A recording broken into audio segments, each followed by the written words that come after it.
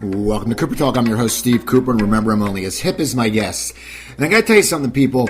Something happened this weekend that really restored in my mind that there is wonderful people out there. The lovely Joanne was at a Make-A-Wish event Saturday. She volunteers. And she was sitting there, and she was going to participate in a raffle. So she went to get her wallet, and her wallet was gone. So she thought about what happened, and on Friday, she was at the bank, and she went and she got quarters, and she put them on top of her car, and then she put her wallet next to it, and then she got a phone call. And so something happened. The quarters fell on the ground. She went to get the quarters. She took off, and the wallet must have been on top of the roof. So now she's freaking out because she's sitting there and she's doing a speech for a Take Back the Night event on Thursday at a college near St. Louis.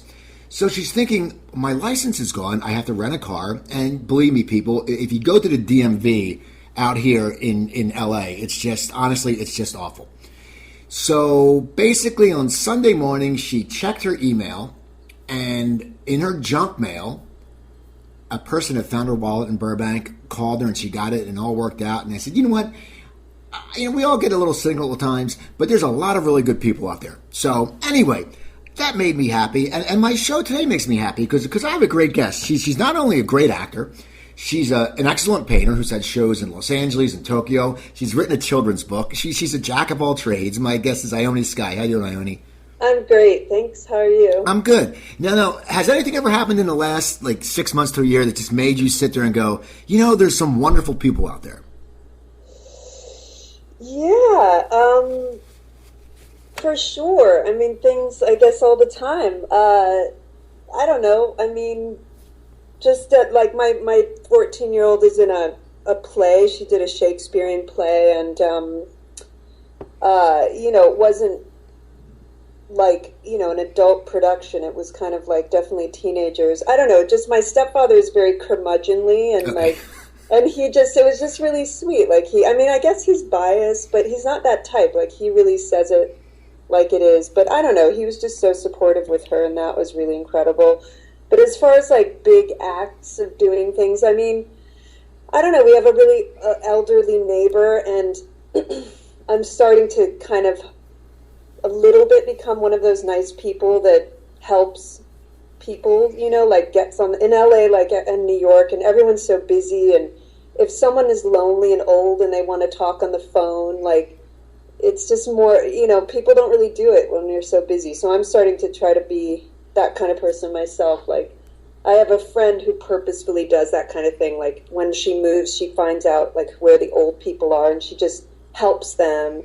Things like that. So I'm hoping I'll actually become one of those people one day soon. Isn't that great when you do something? It's so great when you do something nice for people. And so many times we forget that it only takes a little bit of effort. Because you're right, we're always busy, and we sit there and go, if we just sat there and talked to someone for 10 minutes, it's wonderful. Yeah, it's so great. It's true. So I want to talk. Oh, I'm sorry. Go ahead. Yeah, go on. I want to talk about your acting career, but I want to talk about the painting. When did you get into painting? Because I went on your website, and there's some really cool paintings. I like your style, and everyone knows you for acting. And it's so great when people branch out into something different. But I think you started painting at a young age, right? Yeah, I mean, that I could say that was pre-acting. Just my tendency was very creative, but also it was sort of more that kind of thing. My brother was the extrovert. He was always wanting to dance and sing and act, and since he was a little kid. And I did in my living room, I would put on West Side Story or whatever, and after school run around and dance we were in, I loved musicals, but it was always just in the living room. I never thought to do it professionally. And the painting and drawing was just something I did compulsively, loved drawing. And then as a teenager got into watercolor. And then when I was married quite young, and I was renting a house with my husband next door to my mom, which was interesting. We had a rule, I could go there whenever I wanted, but she had to always call before she came over. But she's the best. But anyway, my husband was in a band and away a lot. And I think someone gave me some oil paints and acrylics, and I just started oil painting, and I didn't know enough you can't mix acrylic and oil, and I was kind of mixing them, and so I really just fell in love with the oil paints. And just, I did my first few paintings, and one of them I really liked, and that was probably when I was like 23 or 22. And then I just started painting while he was in the studio recording an album. I just started painting, in between doing, films and stuff, which was great. So when did you start really pursuing it, though? Because I know now, you've done art shows and you have the website put up. I mean, was that just recently, or was that just something that you always wanted to do it, but you were busy all the time? I mean, I did have a lot of downtime, but I think what happened was I moved to New York. I separated from my husband, and which was very sad, but it was really, I was so young and whatever. But anyway, he moved back to New York. He's a New Yorker. And then I kind of moved back. I mean, I didn't, we were sort of back and forth, but I went to New York sort of following him in a way. And my brother was in New York again. And so anyway, when I was in New York, inevitably my mind was thinking more like, because there was like art galleries, and, New York's more of like an art dealer world than LA. I mean, in a way, LA is also, but it put my mind into that. And I thought, wow, would I ever have a show? And I actually had someone who had a gallery come over and look, because I just had paintings I would give some away, and I just had, my apartment was filling up with more and more paintings. And then this person, I can't even remember what gallery they represented, but said, well, you need to have like a series, but I can see if you do a series, you can have a show. And that sort of never came together at that time in New York. But when I came back to LA, I don't know, I think I was asked to be in a show for some of my drawings in a gallery, which was a really cool show. And then Sofia Coppola and Kim Gordon from the Sonic Youth. Yes, Sonic Youth. I was going to say Breeders for some reason. There was like this super duper cool show in Tokyo. That was the Tokyo one, and they asked me to do that. So it kind of like was like that. I never got a dealer or anything, but I'm always kind of hoping, I'll go more legit. But I've kind of, in all my careers, I sort of like am still a little held back with pushing myself out there as fully as I probably could, but I'm still young enough. I can still do it. Exactly. But okay, you know what I mean? So now the acting. Now I know your father was a famous singer, Mm-hmm. and so entertainment and talent was born in your blood. I mean, it doesn't just it happens to certain people. Right. When you said, as a kid you were more introverted, and you were, you do West Side Story at the house and stuff like that. But Right. when did you really decide that you wanted to pursue into acting? Well, like I said, my brother was doing it, and he came home one day from school and said, I auditioned for this cool movie that's got a lot of teenagers in it, and you should audition for it. And I think what happened, I should ask him actually, he and I were in the LA Weekly because my mom's friend was a photographer and she took pictures, and we ended up being in this like story that she had taken pictures for, not just sort of like what to get people for Christmas, and Right. we were like playing different, and it was just happened just that because she was a friend, it wasn't like a job or anything. But I think my brother might have brought that. He was way more ambitious and savvy. Either the casting director had this from the LA Weekly, somehow she put it together, or he brought it because he and I were in it together, and she said, oh, is that your sister? She looks great for this type of movie as well, because it was a certain look. And so she was just looking at everybody she could, and anyway, and so I went in for that, and I was very scared to audition because I was, I just was afraid of, failing, classic thing. And anyway, I did, because I was sort of unhappy in school at that point, and I really kind of pushed myself to sort of get out of where I was. But also, I loved movies and I loved creativity. But there was sort of two motivations going on. One was how fun this could be and what an adventure creatively and everything. And the other was just, I sort of wanted a new road. Now, what were some of the movies you loved growing up? Because we all have different movies we watch. I mean, as a kid, what do you remember sitting there and going, God, I really dig that movie? I mean, I loved, as a little kid or a teenager, I mean, there's so many. As a kid, I loved Shirley MacLaine. I loved, what did I love? I mean, musicals like Singing in the Rain, and then I loved the Louis Malle film Pretty Baby, which probably was inappropriate for me to see, with Brooke Shields. What else did I love? I mean, I loved all the like Meatballs and all the comedies that were going on that were so great. Stripes, that whole thing.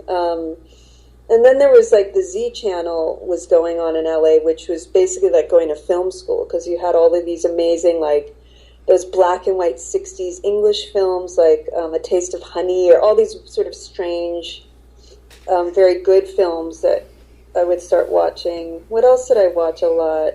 I loved Excalibur. I don't know if you remember that. I remember that. Yeah, I mean, I was never into that genre really. I was like the Meatballs and all that. I love the comedies. Yeah, me too. But my whole life, I'd never been even into the Star Wars. People are like, I remember watching the first three. I mean, I'm 52. I remember when they came out, but I was never like fanatical about it. But I know friends who it's like they get mad at me. They're like, how do you not like? How did you not see the new Star Wars? I'm like, it's just it doesn't.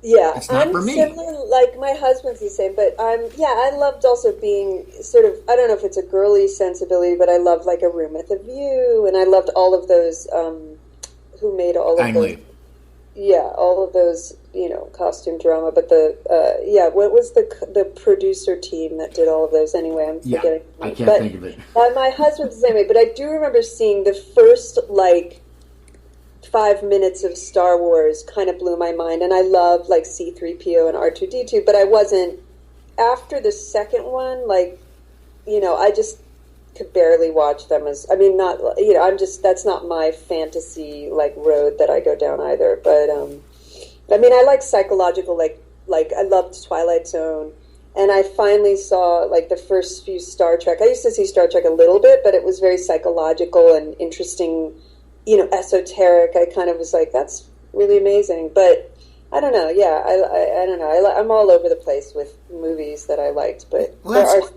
that's good. We should be. That makes it interesting. Now, okay, so you go for your first audition, and you didn't feel comfortable. Right. So what made you start going back? And then was it something in that audition that made you say, okay, I didn't feel comfortable, but this is what I want to do? I mean, how did you start going to more auditions when you were somewhat, if you leave a first audition and you're a little bit frustrated, maybe the word, what made you sit there and go, I can do this?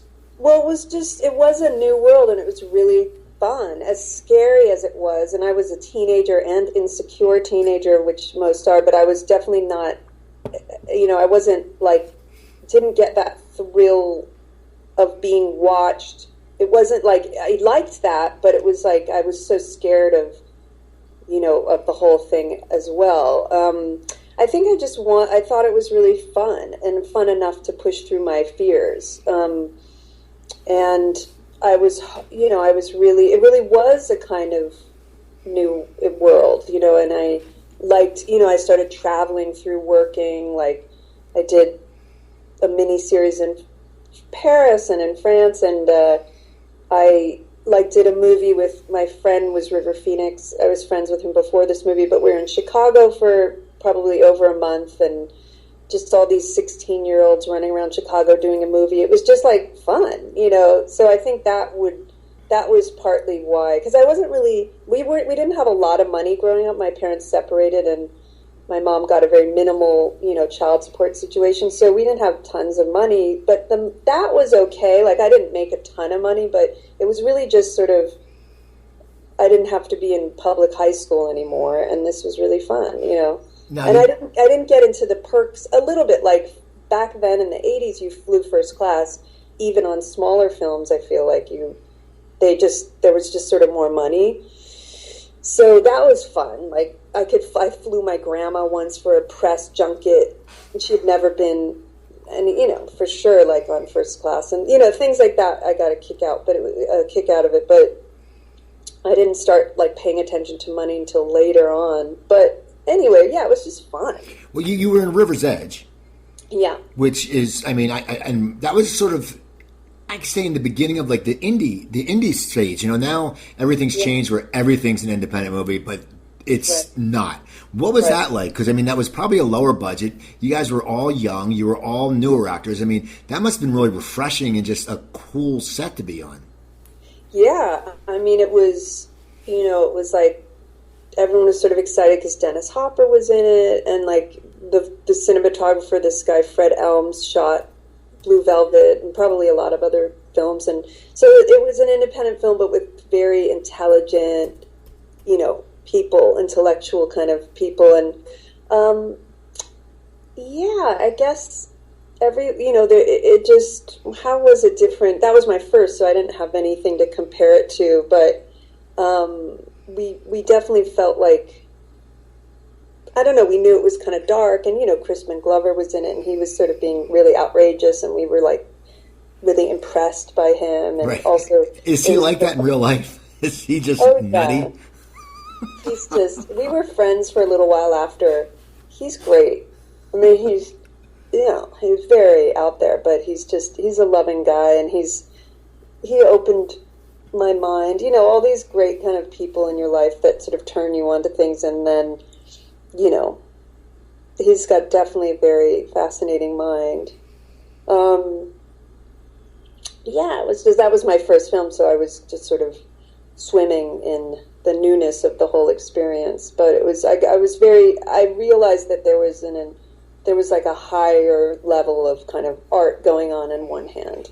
What's that like? I mean, you say, because you're young, it's your first film, and it has to be intimidating because, you all of a sudden you're in front of a camera. It's a different kind of movie. I mean, did you just start learning on the fly? Because it's not like, if you take classes or stuff like that, all of a sudden it's like, let's get this done. I mean, what was it like for you? I mean, did you learn quick?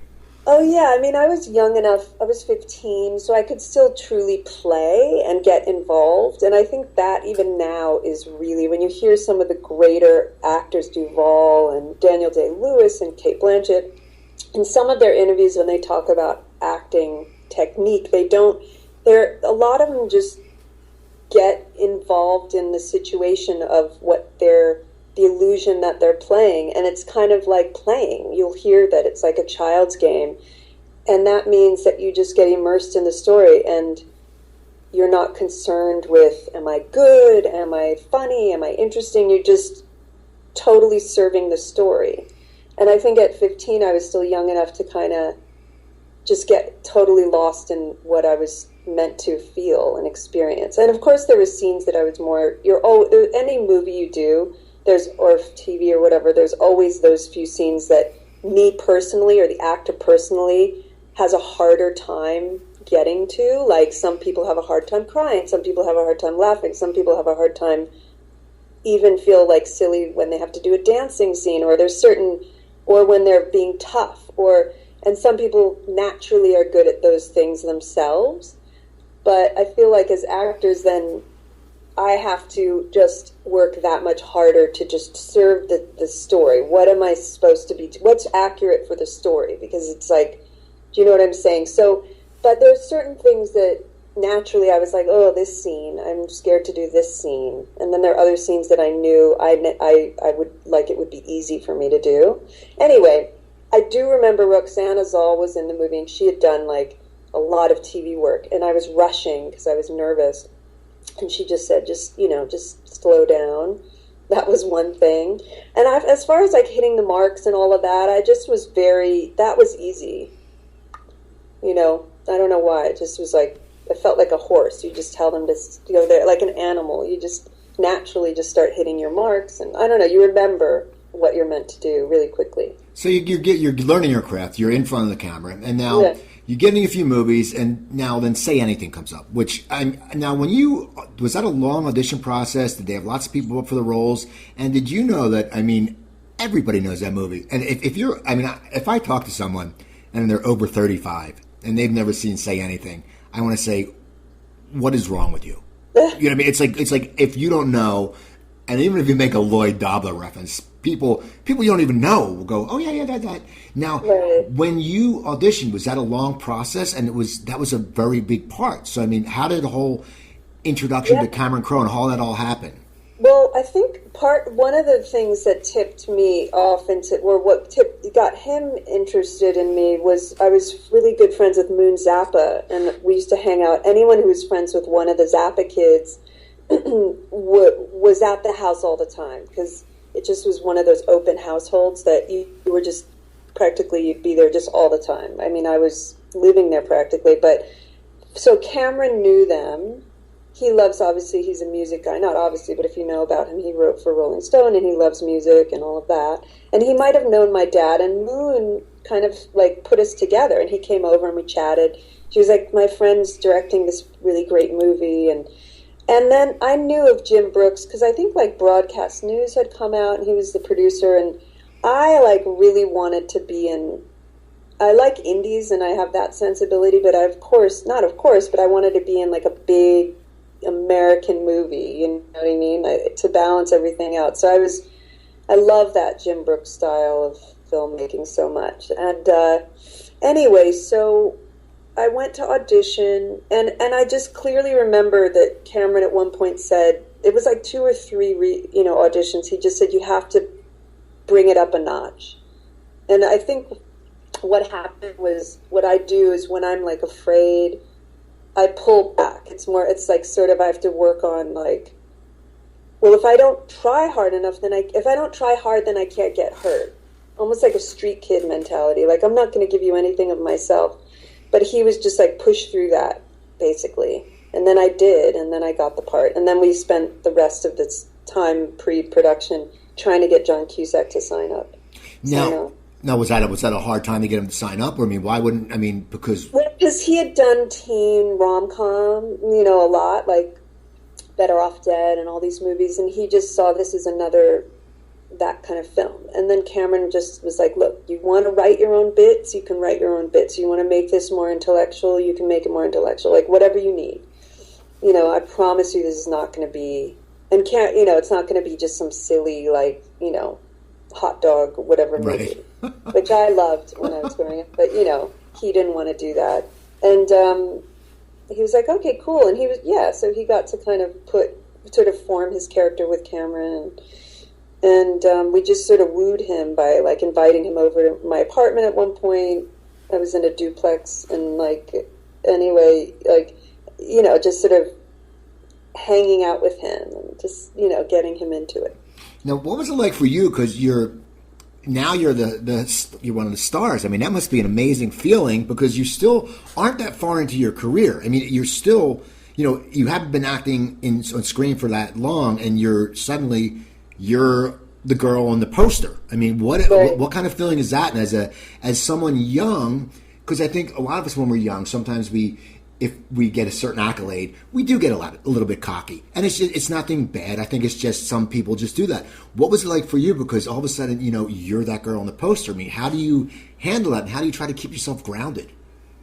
Well, the egos that got activated for me were more just good. I escaped. Like, I didn't really walk around. I still was as insecure as ever, because I was, still like a teenager. And I still kind of was just so involved in my inner turmoil at that age. So I didn't feel like more confident, but I did feel like I could sort of hide out somehow. Like, so that was sort of the unhealthy side, where I kind of felt like I think that's why when they say, how is it hard for people? How does it ruin their lives?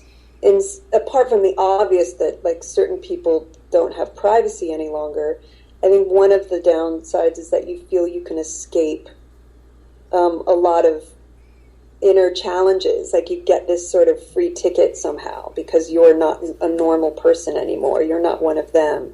So I think that's sort of, so I just, like, got a little flakier with my friends, and I didn't really, but it was more just, for me, it just activated, I don't have to show up for my life that much now, because I've done movies. Right. That was like what happened to me a little bit. But, so, because, you hear actors or famous people referring to the normal people, the other people, and it's like, what is that? I used to do stand-up comedy, and we always called them civilians. That was our term. It was like, hey, they're just civilians. They don't know what it's like, So and meanwhile, like, I feel like there's a stunted thing that can happen to people who get a little celebrity of just not, thinking that they can sort of ride over certain character building things that other people don't ride over, So anyway, I just think, like, there can be a bit of a stunting, everybody's got their own things that get activated. But yeah, I wasn't like, wow, look at me. It was sort of just surreal plus, oh, good, I don't have to do a certain amount of work on myself. Right. So when you're shooting it, did you ever think, and I mean, if you're involved in something, a lot of times you sit there and you know it's good most of the times because you're involved in it. But Right. did you ever think that it would become an iconic role? I mean, I'm going to tell you something about your Say Anything that affected me, and I hated flying, and Yeah. then for 2 years, my girlfriend before she moved out here was back east, so I was bi-coastal, so I had to fly once a month. And I always thought in the movie when you guys get on the plane and you wait to the emergency, the seatbelt, the bing goes off, Right. then you're safe. And that has stuck with me. No lie. I mean, I'm not a young kid, but I would sit there and as soon as it got there, because I would be nervous, and then I'd hear that and I'd be, okay, it's cool, we're all right. Did you ever think that this movie would just, when you were shooting it, did you think it would just be last for so long and just something that people quoted and everyone knows Diane Court and everyone knows all that? I mean, when you were shooting it, what were you guys expecting, and are you still fascinated that it's been so iconic? Yeah, I'm thrilled that it is because it's sort of, for me, yeah, it's good for me because I've done things that, everybody's got the movie that certain people like random films that you think not many, they say, oh, I love that movie. And you're like, really? Oh, okay. But yeah, it's good for me because it's kept my, name a little buoyant, and also just that people really like it. It's just nice to be a part of something that people really felt. But yeah, while we were filming, I mean, that also had such sort of good people involved. And it was just sort of certain points, like the whole group. I remember Laszlo Kovacs was the DP of that, and he did like The Last Picture Show. And if you looked him up, he's done like so many iconic movies. But he was sort of didn't know what he was filming. He's a Hungarian guy. But then they did this scene out by the 7-Eleven or something where everyone's sitting around. It's John Cusack who brought all his friends from Chicago in to be in this movie. And Laszlo, after that scene, was like, I'm involved in a great movie. Because it was like they're all singing the like rap about Diane Court. I don't know. It's like a funny scene with sort of comedic actors. So there's certain points where, you think, oh, I'm involved in something good. And also just Cameron Crowe, while filming, this was his first movie, but he just has that thing where it's not exactly confidence. It's just, you just feel like taken care of. Like, I am on a movie with somebody who isn't going to waver. He's warm, open. He's passionate, not afraid to be passionate, you know what I mean? So you just felt like, oh, and he was consistently that way. He didn't go up and down with, oh, this is the worst, this is the best, this is the worst. If he did, then he kept it very contained. So I think people the director they're like the host of the party, and he just created this feeling like we're involved in something good. But I didn't know exactly. I was on the publicity tour with my mom in a car doing the publicity tour in New York. The movie had just come out. I was like in a mood swing because I was, 18 years old, and my mom is with me, and I was just grumpy. It was raining. I was just like nauseous, whatever. And my mom kind of elbows me, and I guess we were probably like ignoring each other or something silly. And there was Say Anything was out in the movies in New York, and there was like a line wrapping around the block. And I was like, whoa, So that surprised me. And it does surprise me that people are still into it, but I'm happy about it. How did your life change? Because all of a sudden you go from, and thank God, I always just sit there, back then there wasn't all the social media, which I think is good and bad. I mean, like I know you have your Twitter followers, and it's good because you send them to your painting website, and that's great. But for when you're young and there's Twitter, like everything you do gets caught. I mean, it's to me, it's awful. I'm like, thank God this wasn't around when I was in college, and I'm not a celebrity. We all did stupid stuff. But what was it like when all of a sudden people started recognizing you? And you said, growing up, you were an insecure kid, so that must be sort of a little bit freaky for you when you're insecure, because we all are, and then people are coming up to you and recognizing you. I mean, how did you handle that? The weird thing is, like, I wasn't that, like, I didn't get, like, that famous, or I just had this built-in thing of just, like, going against it or something, like, not out of insecurity, but just out of, like, for in that instance, like, I mean, I did expect if I went to, like, an opening of a movie that the paparazzi would know my name. Like, I sort of expected they would, but I didn't, like, for a while, and it's died down a bit, like, you know what I mean, like, a little bit, but for sure for a number of years, but I never got recognized that much, and I don't know if it was just, I don't know, and I kind of got married again, not again, that's when I got married when I was young, and I don't know, I was like, I didn't really get, like, that super duper famous, so I don't know, I just, like I said, I just kind of, I got married and I kept working, and I don't know what it is. I had a kind of low key kind of way about me, I guess. See, that's good though. That's, I mean, if I was a celebrity and I was a known actor, I would want my life to be like that, because it's great to be able to go places. Sure. And if it's great, then also that's how I say, it's always good to be able to get a table where you would want to eat, and maybe get a free appetizer, but no one's going to bother you when you're eating. Yeah, like occasionally, like when I gave birth to my daughters, you know, there'd be a paparazzi. If I was on Bedford, and, you know, anytime you're in Beverly Hills, you know, when I had my therapist or something, not every time, but occasionally there'd be a paparazzi who'd recognize me, and I'd get or the farmer's market. Like, there's, you know, I don't know if it's dying down, but they were loving the, like, what are celebrity babies like or something. You know, that might happen occasionally, but it was like so, you know, not all the time at all. So I don't know if people, obviously if you're really super duper famous, like, you can't avoid it. But I don't know if people, like, make it happen more, or if you can control that. But whatever was happening with me, I just wasn't, you know, but I liked all the perks, you know, like, if I could, I think I had the best. Like, what were some of the perks? I got well, you know, this was through my husband. Like, free Adidas whenever you wanted in the 80s was amazing. Like, a billion pairs of Adidas or Levi's. Getting all the free stuff is great. And then you can give them to your, you know, cousin and this and that. That's fun, or whatever, you know, or keep them for yourself. You know, like getting into a club, like back when I went to clubs, you know, all these things, nice, you know,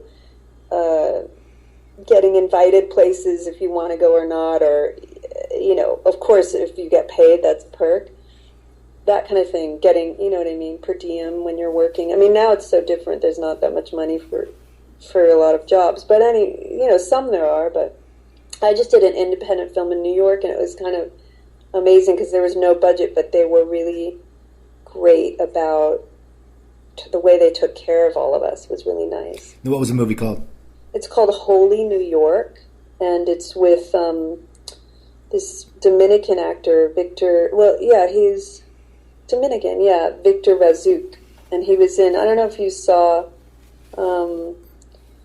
Victor. What's the movie called? Victor Vargas. Something Victor Vargas. He was in this movie that everybody went crazy for, and he's sort of up and coming. He's like in all the 50 Shades of Grey, whatever. He's like an up and comer. He's great. And it's I'm excited about it. I just finished it. And it was just a great experience. And I'm so kind of, my go-to is, oh, this is not going to be good. You know, because you've got that, like, demo-itis thing of, like, you're attached to the last experience. Right. Or you're imagining this new experience is going to be just sort of dull somehow, and then inevitably you meet new friends, and you know what I mean? You know what I'm saying? It's like starting a new school. Well, how did that movie come about? How did you get involved with it? And, you know, and it must be exciting to be in different projects that you find cool. Yeah, this was great. I mean, occasionally I'll get an offer a couple times a year, which is always so great because I keep thinking, oh, maybe, I don't know. I guess I've been more on the like half full negative side of things, which is sort of, or realistic, but like, oh, maybe I won't ever get, you know, I don't know, when will I get another job? I guess every actor does that. Anyway, so this was an offer, and It was just a good one for me because I was playing, at my age, I'm 45, and you don't often play a love interest any longer, or, this was just a different character for me because I'm kind of soft and ethereal, or I can play concerned very well and all of this stuff. But this is like like almost like a Anna Wintour type character. And it was really fun. And also I have this, younger sort of romantic interest, which was sort of fun. And so it was and being in New York is always great. Anyway, so it was it was an offer, basically. That's it. Now, when you get an offer, are you very specific when you look at the script? I mean, what kind of script catches you? I mean, because, it's like anything. If you get an offer, if it's not a good offer, you're not going to want to do it. I mean, so yeah. What kind of script catches your eye where you go, man, it's this? I mean, like you just said, the role you had was great. But has there been other movies where your role's different and you look at it and you go, this is off type for me. This would be a good role. Yeah, like this one was good because it was a bit off type. But, I mean, usually jobs, I feel like for any actor, it's either, it might be a money job and the script's not like, if you're in my category, but, it could be like a terrible location, but the money's so good. Meaning a terrible, like, there was one job in winter that was like in the middle of nowhere in Canada, and long enough where I'd have to bring my daughter at that point because she was little. So it would have been really hard my husband would have parented her, but it would have been like a bad town, not a bad town, but just not much going on for her. But anyway, but the money just wasn't good enough to warrant this like mediocre, whatever the scenario. But sometimes it might be. Like if, I hate to say like I would do things for money, but sometimes it does work out. And something like has to be, I don't know, just well enough written. And like I'll get offered maybe horror movies sometimes. And, that's just not, I don't know what that's giving to the world. Like as I get older, you think also like, do I want to be a part of this? Like, there's certain things. Like, for example, my character smoked in this movie, and I would never want to, like, glamorize smoking in the off chance that it encouraged people to think, oh, that looks so cool. But my character was, like, also, like, a struggling kind of destructive character, so it made sense that I would be destructive. Do you know what I'm saying? Now, was it herbal cigarettes, or how do you smoke? Because if you're not a smoker, I mean, I quit smoking 4 years ago after being in a hospital with a heart problem. I said, you know what, I don't need them. And if someone said to me, because I do act occasionally, if someone said, you need to smoke, I would, if for the role, I would want to, but... Right. No, I'll tell you, because I was thinking, I talked to the director, because I had just quit, and I didn't want to activate it again. So I said, look, I know that they have cigarettes for actors, so I said, I'll try, and if it's like, if the herbal cigarettes are activating something, I don't want to do it, and she was totally cool with it, the director. And so I sort of asked, like, the other actor who had the herbal cigarette, what is it like that? And they were like, oh, no. And it's true, it's funny, I thought the action of just having it in my hand would kind of make me want to smoke, but herbal cigarettes are horrible. It just, like, immediately gives you a tickling sore throat. So then you're like, if you're neurotic at all, you're like, oh my God, I've got a sore throat. You know what I mean? So, and it just didn't, it actually, funnily, it just didn't, it didn't give the same thrill at all. So that was good to know. And then, yeah. No, and she cut out the smoking in a lot of them. Like, there was a lot of scenes that in the script I was meant to be smoking. And then when on the day, we just were like, let's not put it in because it doesn't seem to make, it's like only there was a scene where I'm like drinking and, it sort of went with the destructive whatever. Well, I think it's great that they're awful because I would think the same thing because, for me, a lot of times the smoking, it wasn't the actually like, oh, I need nicotine. It was just the habitual feeling like, oh, I'm sitting there, I'm having a cup of coffee on my patio, having a cigarette. And that's what a lot of it for me was. And that's once I got over that, I said, I smell a lot better. I'm not spending all this money.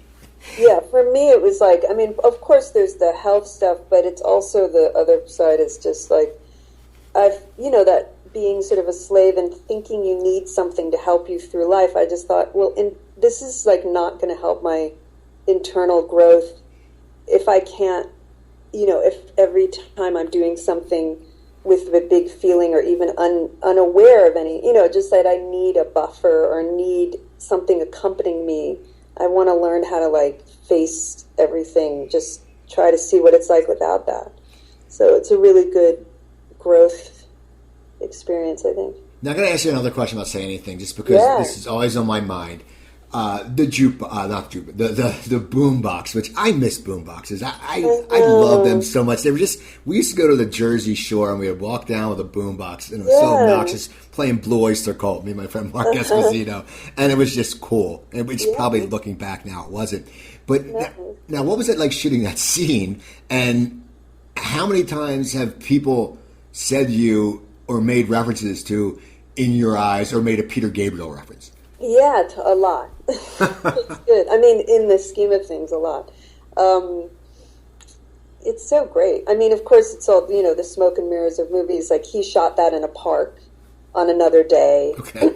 When I was doing my side of things, we were, like, in Hancock Park in a house, and someone, I think, I don't think anyone was outside even pretending to be him. It was just more Cameron and I in his room, and he played some music, and then I did the scene.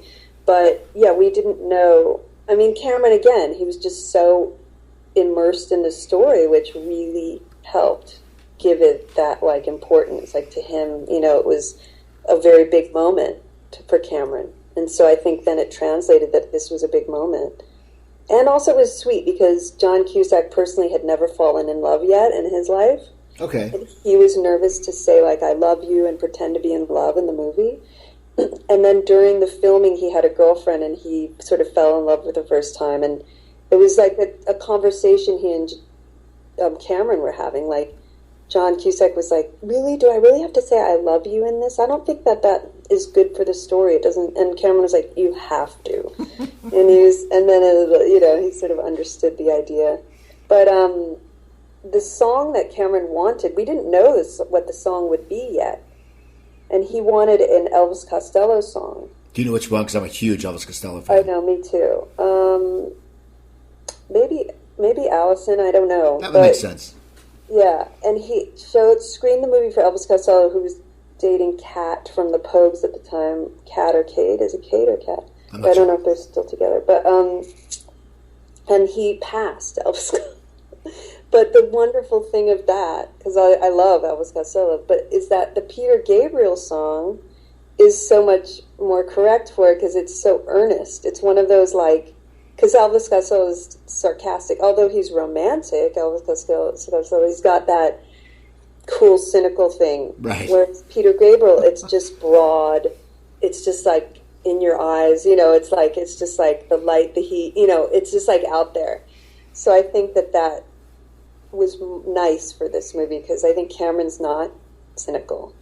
Now, is it true, and this is, you always hear rumors, that when the John Cusack, when he shot that scene, was actually, I mean, you weren't there, but you would hear, was he playing Fishbone? Someone said he was playing Fishbone. Oh, I'm sure he was. Okay. He loved Fishbone. I knew them a little because at the time I was dating Anthony Kiedis from the Red Hot Chili Peppers, and Fishbone, Thelonious Monster,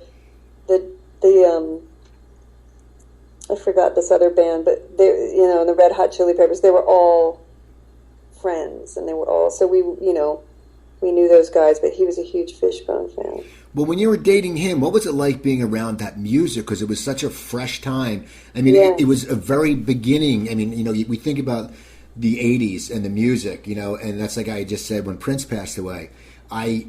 That was my generation. I mean, I love David Bowie, but Prince was, when I was in college, in 84, we listened to the Purple Rain. What was it like for you just being around this burgeoning music scene?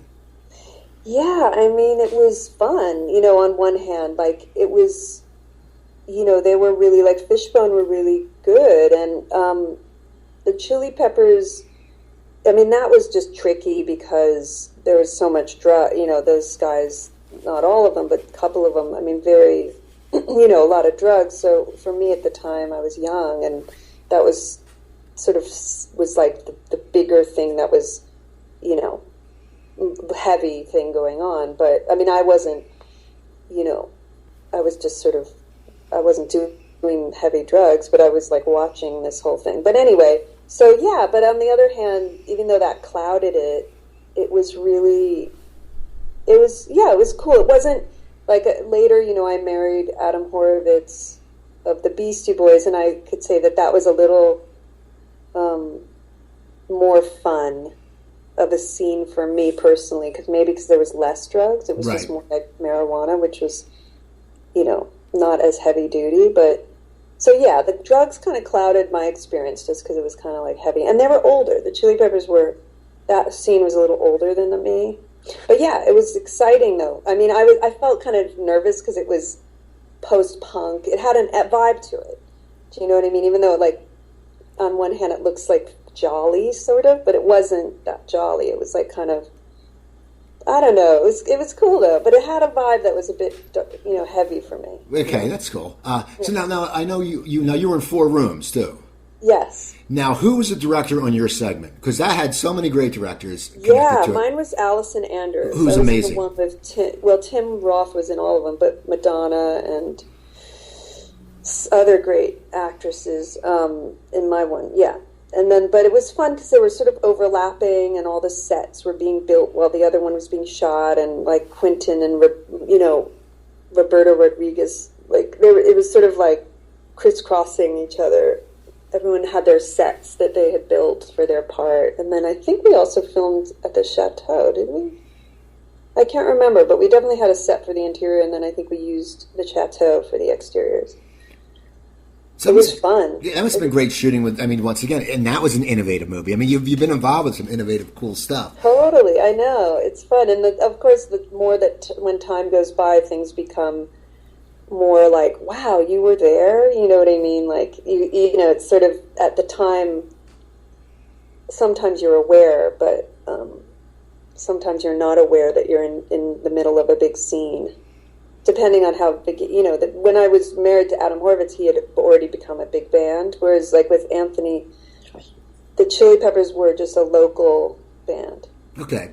Now, you've worked with some great directors.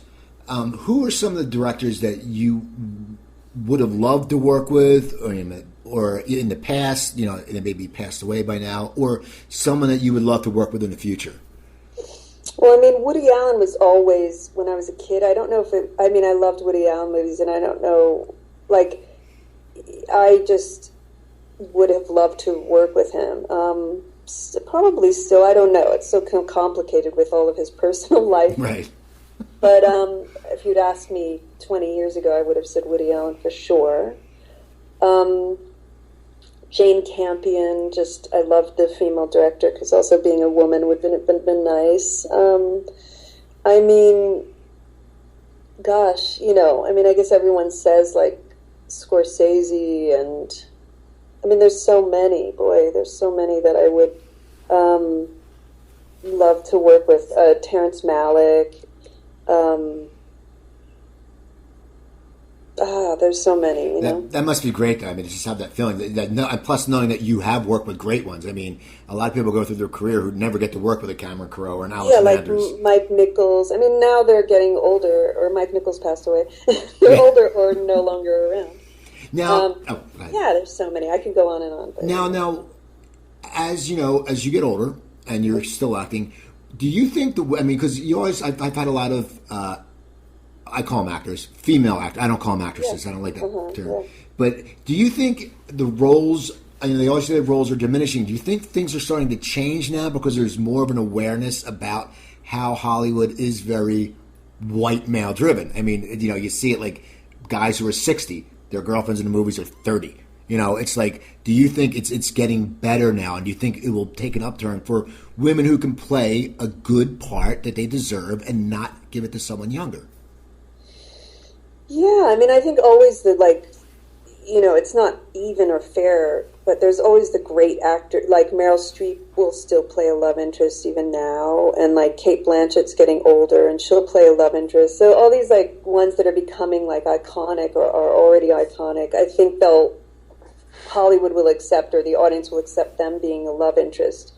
But yeah, Europe, look at like the girl with the dragon tattoo, the European version, the lead, both the leads are like much older and not necessarily like the perfect looking person. And then the American version is much younger and just beautiful version. So America's definitely, they like don't have that open-mindedness as much as like say Europe. But yeah, I mean, I don't know. I feel like for women or other races, anytime there can be roles that aren't, just stereotypical, it's good. Like for girls and women, like they're not just chick flicks, or anytime there's a movie that women aren't just like being your like stereotypical or whatever, or for the as well as other races where it's just like, I don't know, like that has to be a part of it. Right. Everyone has a certain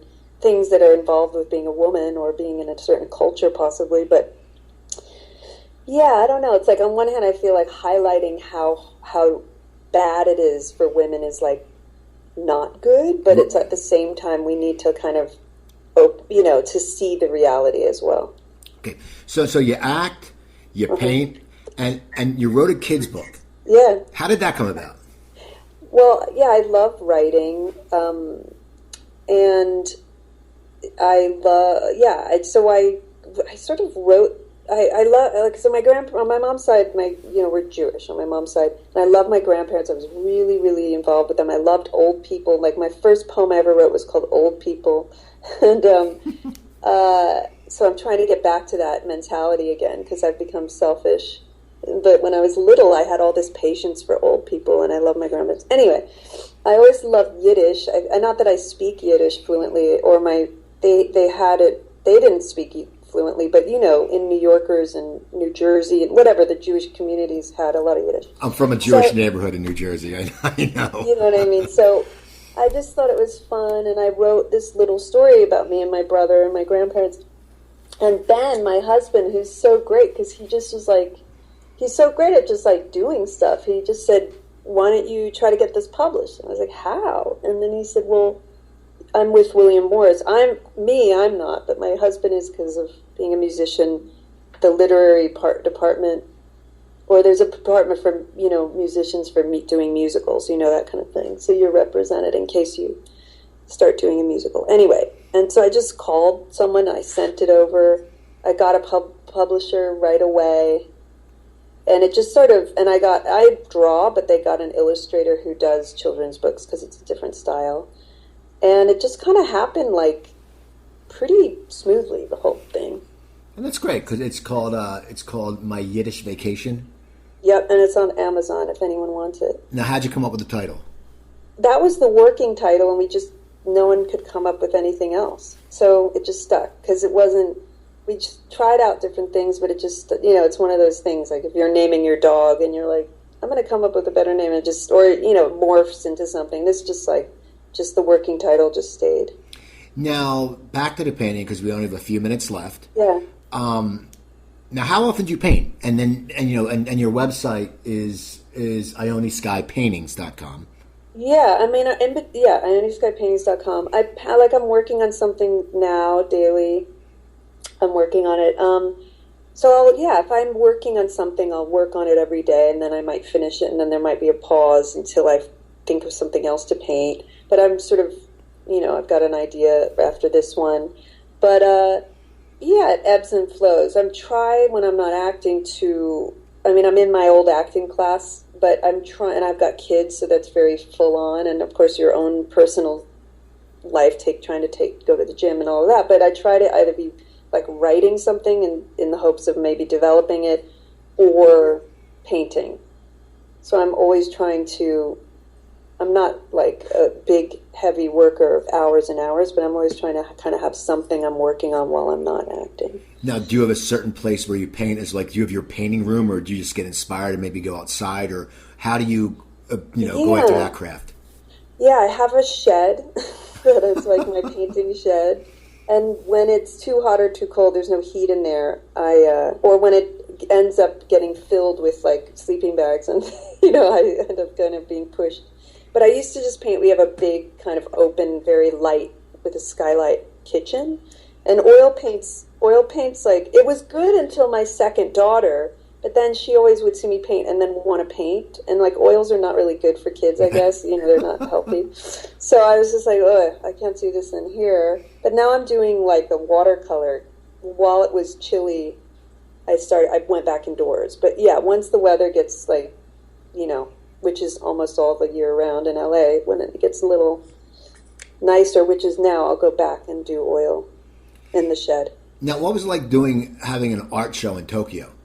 Oh, that was heaven. I mean, I had been to Tokyo on tour with like the Beastie Boys, which was also super fun, but this was for me. You know, this is something I was doing, so it was super fun. And Tokyo is like one of those cities like Paris where not everyone thinks it's cool, but, you know, you just feel like this is so great. And Sofia Coppola had friends, and so, you know, I felt very like grateful to be get to sort of see what it would be like to be sort of really in Tokyo a little bit. And yeah, of course, the thing about Japanese or Asian cultures doing things more meticulously, I think Japan has that sort of persona is true. Like the way they lit and hung this art show was like so nice when you're the artist. It's like they took such good care. Yeah, it was just great. It was super fun. Now, will you be doing any art shows out here in the future? Is that something you want to pursue a little bit? Yeah, I'd love it. I just, I did one sort of at a hipster sort of hotel that has gallery shows and stuff and photographs. Like, it was 5 years ago now, but that was sort of the last thing. Yeah, I'd love it. I just have to, like, I keep selling my work like one off, you know, one at a time. So I have to really do that, back to what that person said in New York, get a series together. Now, the movie you just shot in New York, do you know when that's going to come out? And what was the title again? I'm sorry. Yeah, Holy New York, which is a reference to an Allen Ginsberg poem or something. But holy, like, as in, like, you know, Holy, New York. And I think it'll definitely, you know, you know, she'll want it to be in like Tribeca. I think the Tribeca Film Festival just happened, so that would be a whole year from now. But yeah, I think it's going to go the festival route. But you know, they edit things like while you're filming these days, so it's going to be put together pretty quickly. But yeah, I hope soon. I kind of really want to see it as soon as possible. But I guess it'll come out whenever she'll try to get it into some big festivals. So I don't know. There's no date yet. And is anything else coming up? Any roles coming up for you? Well, I did a short film that Chloe Sevigny directed that's going to be in the Cannes Film Festival coming up called Kitty, Kitty. So that was a fun project because Chloe Sevigny, it was her first directing, and, you know, that was nice. And that's sort of it, this movie and that. I think that's the only other things coming up at the moment. Well, cool. I want to thank you for taking the time to come on. Sure, my pleasure. Give all your social media stuff, please. Oh, yeah. So let's see. You mean like Instagram? Yeah, and everything? Instagram, Twitter, and I know the website is Ione Sky Paintings. Go to that, people. Okay, so my Twitter is Ione Sky 1. And my Instagram is, I'm so old that I'm looking at my things. My Instagram is Ione Sky Lee, IONESKYELEE. Well, great. So that was Instagram and Twitter, and IoneSkyPaintings.com. So people check her out. Also, people follow me on Twitter. It's at Cooper Talk. That's at Cooper Talk. I tweet a lot. I tweet some funny stuff.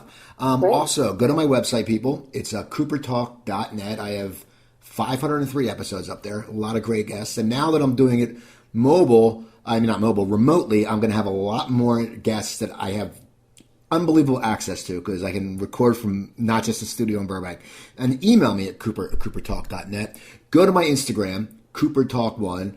Words with Friends. No lie, I like playing it. That's my new addiction. Get me at CooperTalk1 also. And go to StopTheSalt.com. That's the cookbook I wrote after I got out of the hospital. It's low sodium cooking for one, 120 recipes. You can get it at BarnesandNoble.com or Amazon.com. But if you get it at StopTheSalt.com, I make more money and I'll sign it for you. So please go to IoneSkyPaintings.com. Follow her on Twitter. Follow her on Instagram. Follow me on Twitter. Send me a message on my new Facebook page, Cooper Talk Radio. And remember, I'm Steve Cooper. I'm only as hip as my guests. Don't forget, drink your water, eat your vegetables, take your vitamins, and I will talk to you guys next week. Woohoo!